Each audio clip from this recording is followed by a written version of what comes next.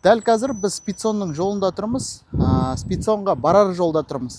Алдымызда мындай басты жолдың бағыты деген белгі орнатылып тұр, және де бізде екі жолақ бар. Көбісі мынау екінші жолақтан оңға қарай бұрылып кетеді, ол жол ережесі негізі бұзылған. Дәл осындай бұрылыс көп жүргізушілер жасайды. Неге сол жақтағы жолақпен бұрылуға болмайды? Себебі оң жақтағы жолақпен тура және оңға жүруге болады. Сол жақ жолақпен тура және кері бұрылуға болады. Себебі тәріпті қиылыс.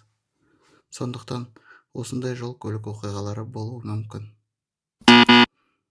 Осы белгі басты жолдың бағытын көрсетеді. Ол сізге кез келген жолақпен бұрылуға болады деп ақпарат берген жоқ. Жай ғана басты жолдың бағытын көрсетеді.